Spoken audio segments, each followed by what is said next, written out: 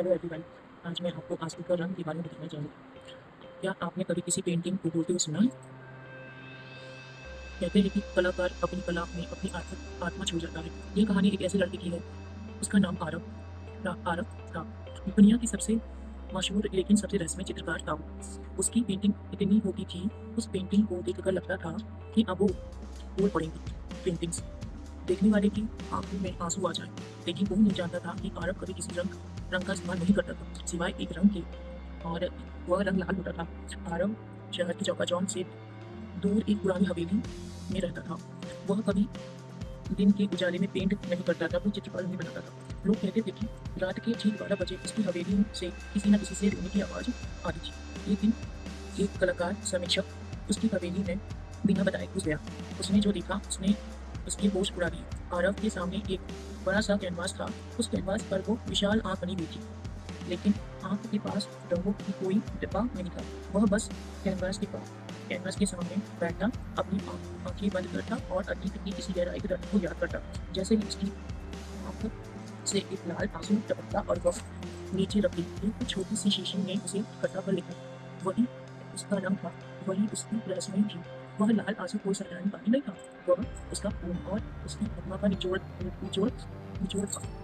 कला समीक्षक डर से कांपते हुए एक कोने में जा छिप गया और देखने लगा कि आगे क्या होता है। आरव ने उस लाल स्याही से अपने ब्रश को डुबाया और कैनवास पर बनाई एक चित्र। विशाल आंख की पुतली को अंतिम रूप देने लगा। जैसे ही वह ब्रश कैनवास पर चला, हवेली की दीवारें किसी तरह से गूंज उठी। ऐसा लग रहा था मानो वह पेंटिंग सांस ले रही थी।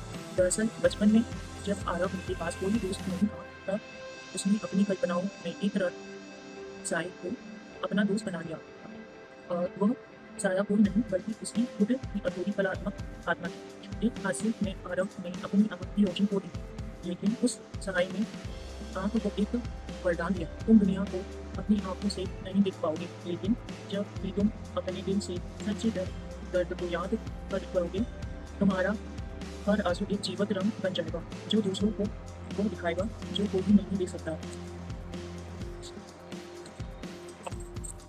आरव ने अपनी आखिरी पेंटिंग पूरी वही पेंटिंग जो आरव ने अपनी पेंटिंग पूरी करी वही पेंटिंग जो आप अभी देख रहे हैं। इसे पूरा करने के बाद आरव हमेशा के लिए गायब हो गया। समीक्षक यह सब अपनी आंखों से देख रहा था, और कहीं न कहीं समीक्षक को महसूस हो रहा था कि वह भूतिया कहानी नहीं बल्कि एक कलाकार को दूसरे कलाकार को समर्पण है, जो दिल से चित्रकार करके महसूस की कैनवास करता करके।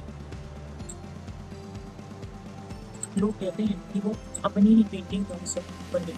आज भी जब कोई इस पेंटिंग को गौर से दिखता है तो उसे उस बच्चे की रोने की और कृष्ण के चलने की आवाज़ सुनाई देती है।